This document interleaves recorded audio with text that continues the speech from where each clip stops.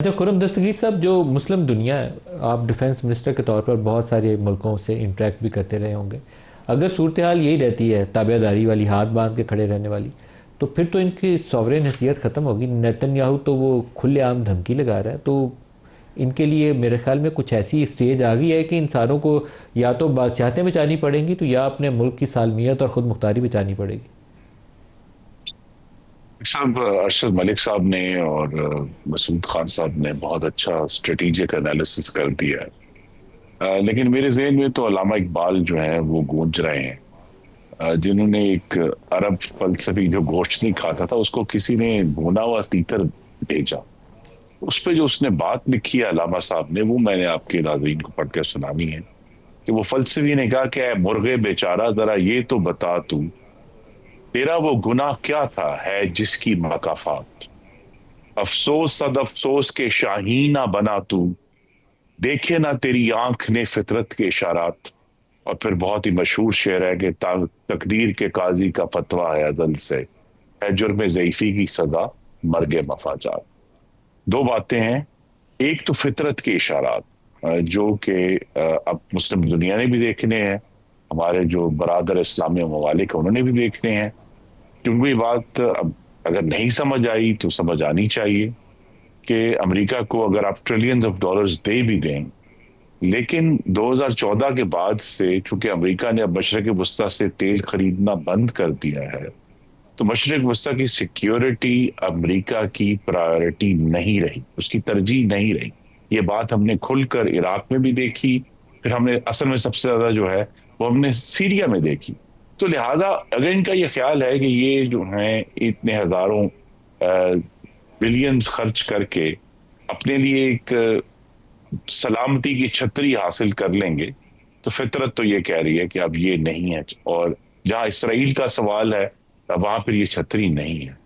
तो बिल्कुल जो मसूद खान साहब ने कहा है कि अगर नहीं सोच तो फिर सोच आनी चाहिए कि ये जो सलामती की छतरी जो पिछले 60 साल या 70 साल से इन्होंने अपने ऊपर तनी है, ये अब काम नहीं करेगी। और इसराइल के जो है उसका जो विजन है ग्रेटर इसराइल का, जिस तरह हमारे मशरिक में अखंड भारत का विजन है, ये दोनों जो एक्सपेंशनिस्ट और रिविजनिस्ट पावर्स है, ये दुनिया के जो अमन है उसको अपनी मर्जी से एक ठोकर लगा रहे हैं कि जी जो चाहेंगे हम करेंगे।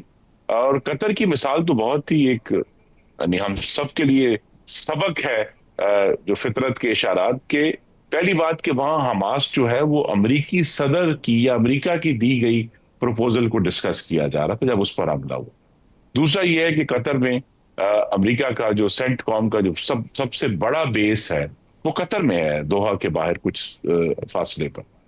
उन दोनों की मौजूदगी में इस किस्म का हमला होना जो है, ये बात उनको वाजे होनी चाहिए कि सिक्योरिटी अम्ब्रेला नहीं है। और बिल आखिर हर मुल्क को अपनी जो सिक्योरिटी है अपने ऊपर रिलाय करते हुए या अपने जो उसके असल दोस्त हैं उन पर रिलाय करते हुए आगे जाना है। और जो इस्लामी दुनिया है उसमें सवाए पाकिस्तान और तुर्की के किसी के पास वो सलाहियत हासिल नहीं है कि चले आज नहीं तो आने वाले सालों में मेहनत करके और आगे इसको ग्रेजुअली वो सिक्योरिटी अम्ब्रेला अपनी कायम की जाए जिसके जरिए वो अपनी सलामती को महफूज रख सकें। क्योंकि ये जो छोटी रियासतें जो हैं गल्फ की, उनका तो पूरे कारोबार, उनकी जो इन्वेस्टमेंट वो अट्रैक्ट करते हैं, वो हमने देखा है कि अगर ये इस तरह के मिसाइल उनके शहरों के दरमियान में गिरेंगे इसराइल के कहने पे, तो ये उनको अच्छी तरह अंदाजा है कि इसराइल क्या कर रहा है, अमेरिका को भी अच्छी तरह अंदाजा है इसराइल क्या कर रहा है। इसका मतलब ये है कि ना सिर्फ उनकी सलामती बल्कि उनकी जो इकोनॉमिक स्ट्रेंथ है वो भी अब अमेरिका की प्रायोरिटी नहीं है। हालात ये कह रहे हैं, तो कहते हैं फितरत के इशारात ये कह रहे हैं। तो लिहाजा वो बाद में जो भी सदर ट्रंप बयानात देंगे, लेकिन ये पाकिस्तान के लिए भी एक बड़ा फिक्र अंगेज लम्हा है।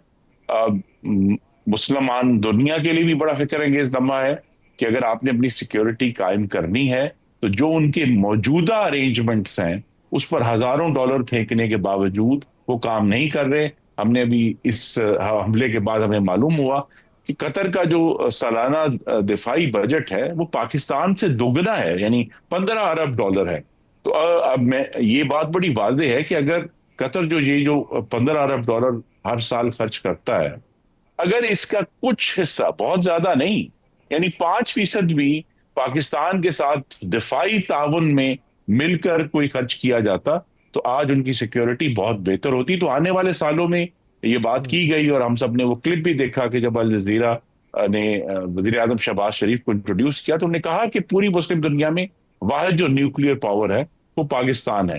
तो ये सब मुल्क जो हैं, अगर आज नहीं तो आप देखेंगे कि आने वाले दिनों में पाकिस्तान की तरफ देखेंगे अपनी सिक्योरिटी को इम्प्रूव करने की। अच्छा ये मार्शल साहब, ये मेरा ये बड़ा दिल के करीब टॉपिक है, और मैं पिछले जब से ये पाकिस्तान इंडिया वाला जंग वाला मामला या ईरान वाला इशू हुआ, सरदार मसूद साहब से भी हमने इस पर प्रोग्राम किया, आपसे भी पहले बात हुई। पाकिस्तान, सऊदी अरब, टर्की, चाइना के ताउन से मैं कहता था कि इनको एक सिक्योरिटी मैकेनिज़्म में आना चाहिए। कतर के ऊपर हमला हो गया, कतर के ऊपर मुझे शक था कि अमेरिका कितने करीब है, कभी करीब नहीं आएंगे, लेकिन अब कतर के अपने ऊपर हमला हो गया। तो क्या हम इस पोजीशन में हैं, या सऊदी अरब हमारे साथ आना चाहेगा? We need resources. हम यहाँ, आपकी एयरफोर्स बहुत अपनी काबिलियत बार बार इस्टेब्लिश कर चुकी है, आप बड़े मॉडर्न फाइटर जेट्स बना रहे हैं, मिज़ाइल प्रोग्राम हमारे पास बहुत अच्छा है, but we need resources. China से टेक्नोलॉजी लेके हम बहुत कुछ कर सकते हैं। तो क्या सऊदी अरब, कतर जैसे ममालिक हमारे साथ आएंगे? मैं दो बातें आपकी, जैसे मसूद साहब ने फरमाया कि मफाहमती, मैं उस पर थोड़ा सा कमेंट करना चाहता हूँ इनकी बात को तायीद करते हुए। देखें, एक तो बात दुनिया को और हमें बड़ी क्लियर होनी चाहिए कि मफाहमती पॉलिसी आपने जो करके देखी उसकी असबाक आपके सामने। अहमद यासीन शहीद हुए, अगर आपको याद हो तो उन्होंने ट्रूस की बात शुरू की थी। अहमद जब्बारी शहीद हुए, उन्होंने 10 साल नहीं 30 साल की ट्रूस की बात की थी। हनिया शहीद हुए, इस्माइल हनिया जब शहीद हुए उनके सामने भी ट्रूस की बात हो रही थी। जो अभी टॉपिक चल रहा था, जैसे मसूद साहब ने फरमाया, तो कतर के अंदर ये फैक्ट है कि जो हेडक्वार्टर हमास का बना था वो अमेरिका की रिक्वेस्ट पे बना था, को मदद से नहीं बना, इजराइल और अमेरिका की रिक्वेस्ट पे बना। और आपने उसी सेटअप को तबाह किया, उन्हीं लोगों को शहीद किया जो कि ट्रूस पे बात कर रहे थे। और मेरी इत्तला के मुताबिक जो ट्रूस अब आ रहा था उसमें हमास ने बहुत सी चीज़ों पे कॉम्प्रोमाइज़ कर लिया था। तो सर, जो मफाहमती पॉलिसी है, अक्ल के होश लेने चाहिए। मफाहमती पॉलिसी इजराइल के साथ नहीं चल सकती। वो उन्हीं को शहीद करता है जो मुफाहमत की बात करते हैं। और उसके ऊपर जैसे इन्होंने भी फरमाया कि जो अम्ब्रेला है वो अमेरिका की है। अमेरिका को क्या नहीं पता होता, नहीं पता था। ए टू ए रिफ्यूलिंग होती है आपके ऊपर, और आपके जहाज़ हैं। आप कैसे कह सकते हैं कि मुझे 10 मिनट पहले पता चला और मैंने जब आपको बताया तो बॉम्बिंग हो गई थी? तो ये वो सवाल हैं जो कि एक आम आदमी भी बता सकता है। अब दूसरी बात जो आपने फरमाई, अब नदीम भाई, बात यह है कि मेरा थोड़ा सा तजुर्बा है। मैं सऊदीया भी जा चुका हूँ, मैं कतर भी जा चुका हूँ, और अल्हम्दुलिल्लाह अल्लाह की मेहरबानी से पाकिस्तान एयरफोर्स ने सऊदीया में भी ट्रेनिंग मशाक जहाज़ बेचा, कतर में भी ट्रेनिंग मशाक बेचे हमारे। अल्हम्दुलिल्लाह हमारी टीम में उन दोनों एक्टिव थी, मैं ख़ुद भी गया।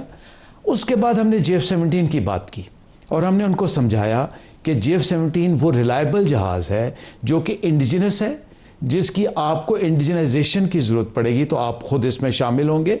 It is an economical version but matchable to any modern fighter aircraft, but we were denied. ये वो हकीकत है जिसको हमें तस्लीम करना चाहिए।